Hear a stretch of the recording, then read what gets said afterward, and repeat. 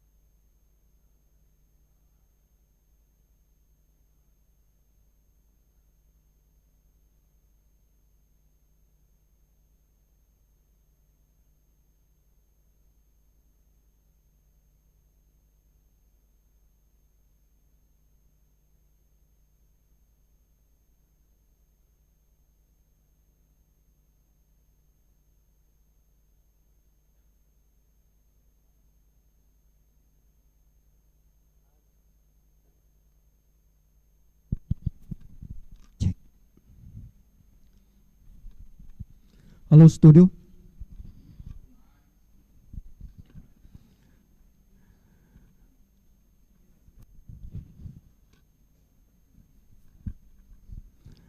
Bismillahirrahmanirrahim. Assalamualaikum warahmatullahi wabarakatuh.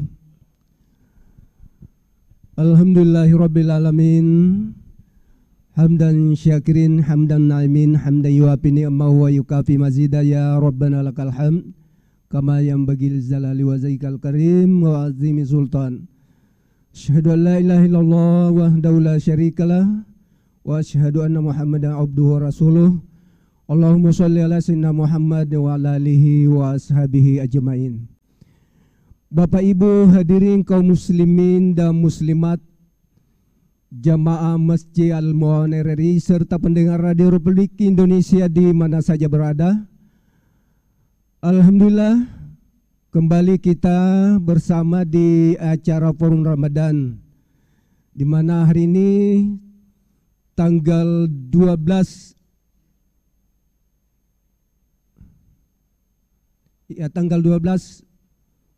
April 2023 bertepatan dengan 21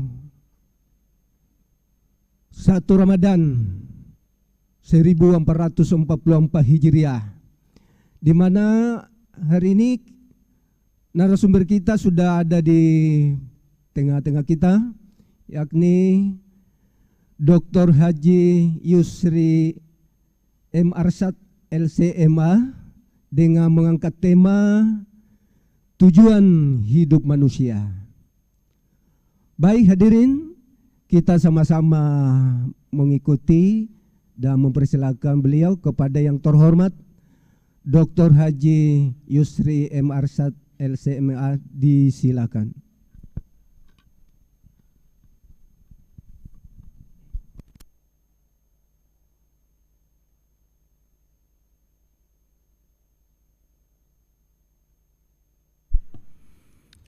Bismillahirrahmanirrahim. Assalamualaikum warahmatullahi wabarakatuh. Alhamdulillah wassalatu ala Rasulillah wa ala alihi wa sahbihi ajma'in, amma ba'du. Hadirin hadirat yang dimuliakan Allah Subhanahu wa taala, kita bersyukur kepada Allah Subhanahu wa taala sehingga kita telah mendirikan salat duhur secara berjamaah. Semoga Allah menurunkan taufiknya kepada kita Dan kita lebih bersyukur lagi kita sudah sampai pada hari 21 dan menuju pada malam 22 Ramadan insyaallah. Semoga kita mengakhiri Ramadan ini dalam keadaan sehat walafiat dan diampuni dosa-dosa kita oleh Allah Subhanahu wa taala. Saya diberi tema tentang tujuan hidup. Apa tujuan hidup kita di atas muka bumi ini? Saya kira pertanyaan ini semua manusia harus bertanya seperti itu. Bahwa sesungguhnya hidup ini ada awalnya dan ada akhirnya. Dan seluruh makhluk Allah Subhanahu wa taala atau segala sesuatu itu dari tidak ada menjadi ada, kemudian menjadi tidak ada. Betul Bapak Ibu? Jadi segala sesuatu, apa itu segala sesuatu? Selain Allah maksudnya. Jadi segala sesuatu dari tidak ada menjadi ada. Setelah kita ada, berakhir dengan tidak ada. Nah, selama kita ini ada, kita harus bertanya, apa tujuan saya hidup? Apa tujuan Allah mengadakan saya? Nah, pertanyaan ini harus kita jawab karena sebagian manusia tidak mengimani ini, tidak percaya bahwa di sana ada kehidupan sesudah dunia ini. Nah, kita sebagai umat Islam diberikan jawaban oleh Sang Pencipta langit dan bumi bahwa tujuan kita adalah untuk menuju kepada Allah Subhanahu wa taala atau untuk mendapatkan ridha Allah Subhanahu wa taala. Yang ujung-ujungnya adalah bagaimana kita memasuki surga Allah Subhanahu wa taala di kehidupan selanjutnya. Nah, untuk mendapatkan kehidupan selanjutnya ditentukan kita sekarang ini. Jadi untuk mendapatkan surga Allah di mana penentuannya? Sekarang. Bukan kemarin, bukan besok. Bapak-bapak, Ibu mengerti? Umur kita yang mana sih sebenarnya? Kemarin atau besok? Hidup kita itu yang mana? Yang kemarin atau besok? Sekarang. Umur kita sekarang ini. Jadi yang menentukan kita masuk surga sekarang, bukan kemarin, bukan besok. Oleh karena itu kita harus betul-betul berbuat yang terbaik sekarang, bukan kemarin, bukan besok. Jadi yang sudah lewat jangan diingat lagi. Yang akan datang jangan diangan-angani. Berangan-angan untuk besok, itu belum tentu kita hidup besok. Jadi Allah Subhanahu wa taala menyuruh kita untuk berbuat sebaik-baiknya sekarang, agar supaya kita ini bisa memasuki surga Allah Subhanahu wa taala. Jadi tujuan hidup kita apa sebenarnya? Cuma satu kata-kata yang disebut dengan takwa. Disebut takwa. Takwa itu apa? Takwa itu berasal dari kata wakayaki. Wakayaki wikayatan. Wakayaki wikayatan artinya perisai. Nah, kita ini di muka bumi ini sekarang ini, hidup kita sekarang ini disuruh oleh Allah Subhanahu wa taala untuk bertakwa. Artinya untuk meletakkan wikayah atau yang disebut dengan perisai antara saya dengan api neraka Allah Subhanahu wa taala. Ini neraka saya. Nah, Allah menyuruh kita meletakkan wikayah yang disebut dengan takwa. Wikayah itu apa? Perisai. Nah, seluruh amal saleh kita disebut wikayah, perisai. Jadi sekecil-kecilnya amal saleh kita disebut wikayah, disebut takwa. Makanya Nabi sallallahu alaihi wasallam mengatakan wattaqun nara walau bisyikki tamrah. Bertakwalah, bertakwalah kepada neraka sekalipun sepotong kurma. Pernah lihat kurma? Tiap hari Bapak ya. Jadi kurma itu dipotong dua, terus kita kasih orang. Itu sudah menjadi takwa itu.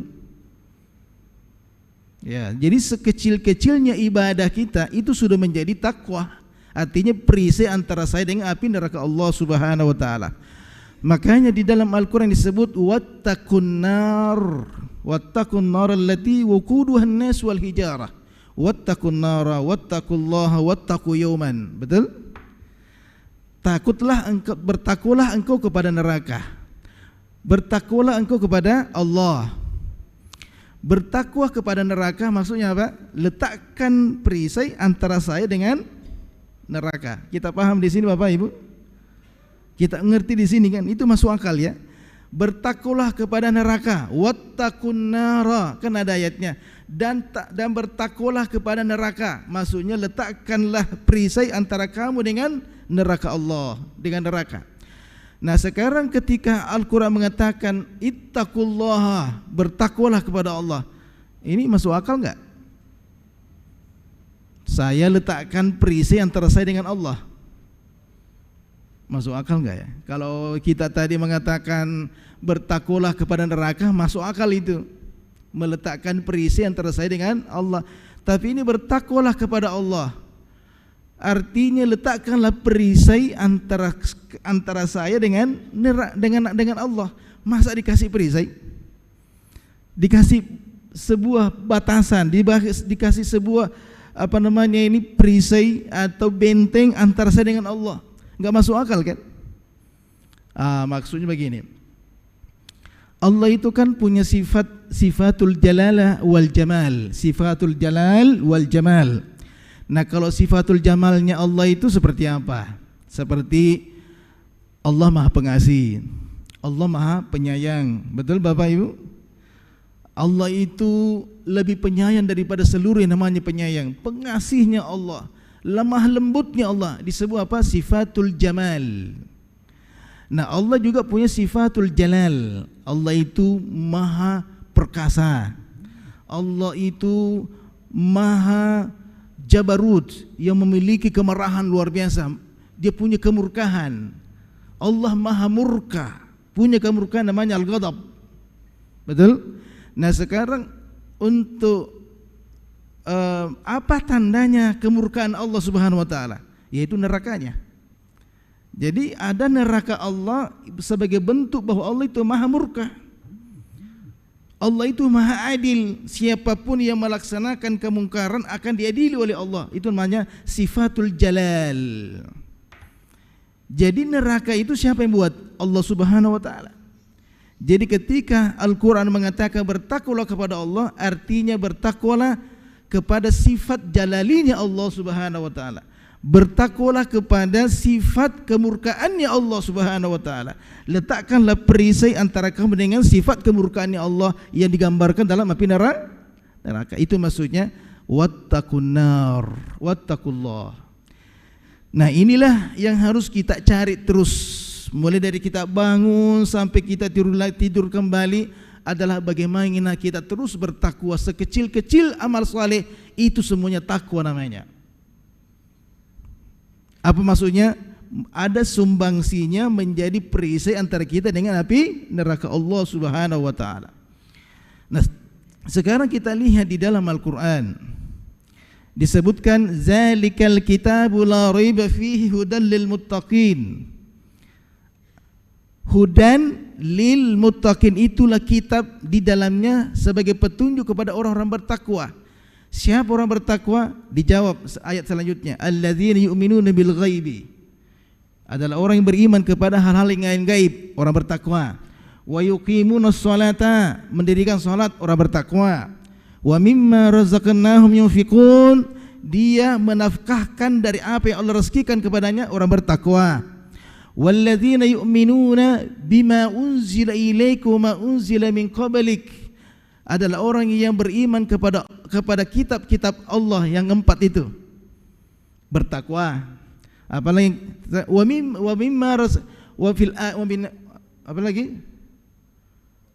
wa bil akhirati hum yuqinun, dan dia mengimani hari akhirat. Berarti ada 5. Jadi ada 5 tanda-tandanya orang bertakwa kepada Allah Subhanahu wa taala. Ini dasarnya, dasar daripada ketakwaan itu. Sekarang kita lihat ayat lain.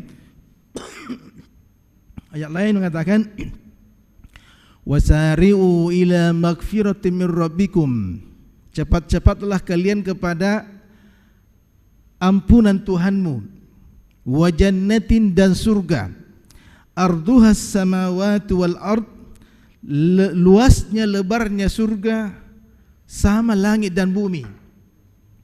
Bapak-bapak, ibu-ibu, yang namanya luasnya lebarnya surga, Al-Quran tidak mengatakan luasnya panjangnya surga, tapi dikatakan luasnya lebarnya surga. Yang mana lebih luas, lebar atau panjang? Ini lebar ya, ini panjang. Al-Quran mengatakan luasnya lebarnya surga sama langit dan bumi. Belum dikatakan luasnya panjangnya. Artinya begitu luasnya surga bagi kita umat Islam. Ujungnya apa ayat itu? Uiddat lil muttaqin. Surga yang luasnya tadi, lebarnya itu yang begitu luas, itu dipersiapkan kepada orang-orang yang bertakwa. Uiddat lil muttaqin. Nah, apa lanjutan ayatnya? Al muttaqin alladzina yunfikuna fis sarra'i wad dharra wal kazimin al ghaiz wal afina lin nas wallahu yuhibbul muhsinin. Nah, ayat ini juga menggambarkan bahwa orang bertakwa itu adalah orang yang apabila bersedekah dia tidak melihat kondisinya. Miskin dia bersedekah, kaya juga bersedekah. Bisa ki Bapak? Kalau tidak bisa ki, tidak masuk ki bertakwa itu. Jadi dalam keadaan kita miskin, tetap saja bersedekah taubat. Ketika dia kaya, Masya Allah, bertambah sedekahnya. Dan ada juga orang yang bertakwa juga, kalau dia bersedekah tidak mau orang lain tahu kalau dia bersedekah. Tidak mau tahu tangan kanannya, tahu kalau tangan kirinya bersedekah. Ini juga termasuk orang yang bertakwa kepada Allah Subhanahu wa taala. Apa lanjutannya lagi? Wal kaziminal ghaiz. Kalau dia dihina, dizalimi, dia tidak membalas. Dia dihina, kambing, anjing. Dia wal kaziminal ghaiz, dia tekan nafsunya untuk tidak membalas. Jadi kalau ada orang sedikit membalas, tidak masuk orang bertakwa. Kalau kita Bugis Makassar itu Bapak Ibu, itu kita pambambangan atau lo. Pokoknya kalau nahina ke sedikit langsung balik keluar, betul? Orang bertakwa itu ditekan nafsunya, dia pegang nafsunya untuk tidak membalas. Memang panas itu Bapak Ibu ya, kalau kita tidak membalas ini goyang-goyang di telinga, merah mata kita. Kalau mau begitu hebatnya orang Bugis Makassar itu, pokoknya harus dibalas. Tetapi Al-Quran mengatakan wal kaziminal ghaiz, tekan nafsumu untuk tidak membalas. Tapi itu bagaimana susahnya itu? Susah sekali untuk menekan nafsu kita. Apa lanjutannya lagi? Wal afina linnas, maafkanlah dia. Jadi kalau sudah kita tekan nafsu untuk tidak membalas, Al-Quran juga Allah menyuruh kita untuk memaafkannya. Aku maafkan kamu. Nah, bisa kita begitu. Nah, sudah kita tekan nafsu untuk tidak membalas, nah suruh kita lagi Allah untuk memaafkannya. Ya memang susah itu takwa ini. Takwa itu susah. Nah, inilah salah satu tujuan hidup kita. Anjing, kambing, dari mana aku kambing? Saya harus tekan nafsuku ini, saya tidak membalas. Dapat pahala enggak Bapak? Dapat pahala kan? Apalagi di bulan Ramadan. Ini shaimun, saya berpuasa. Jadi pahalanya makin besar, pahala ketika kita menahan nafsu kita untuk tidak membalas. Setelah itu Allah menyuruh kita untuk memaafkannya. Nah, untuk memaafkannya di tempat sujud kita juga boleh. Ya Allah, saya maafkan orang yang menghina saya tadi malam. Saya maafkan orang yang telah menampar saya tadi pagi. Tidak harus datang kepadanya, aku maafkan kau, tidak harus. Nah, inilah tanda-tanda orang yang bertakwa kepada Allah Subhanahu wa taala, dan pahalanya lebih besar daripada menahan nafsu tadi. Nah, setelah wal afina linnas, apa lanjutannya? Wallahu yuhibbul muhsinin. Ini tanda orang bertakwa yang terakhir dari satu ayat ini, yaitu orang yang berbuat ihsan. Nah, kalau sudah dimaafkan, kita datangi lagi, kasih amplop, tertulis di situ, Pak, ini ada 100.000 untuk buka puasa. Bisa kita seperti itu? Weh, enak jadi. Nah hina maki atau mungkin alukai sedikit, terus kita tidak membalas, terus kita maafkan dia, terus kita kirim lagi amplop kepadanya untuk buka puasa. Terus dia lihat, ini yang saya hina tadi Pak, kenapa nak kasih kali amplop? Oh, nak laksanakan ayat takwa tadi. Nah ini yang susah kita laksanakan bapak-bapak, ibu-ibu.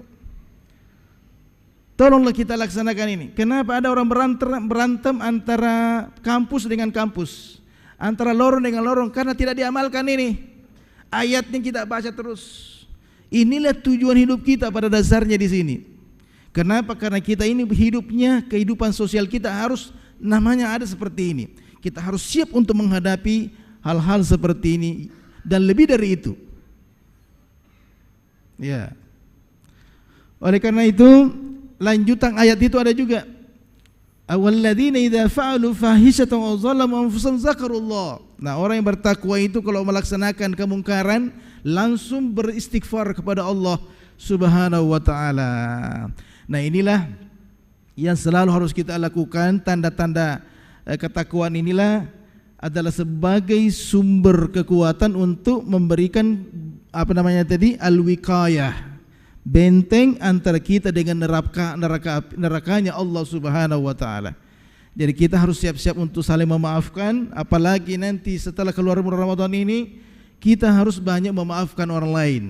Selama bukan agama kita diinjak-injak, itu Nabi Muhammad SAW banyak memaafkan. Tapi selama agamanya tidak diinjak-injak, kecil dia maafkan semua itu.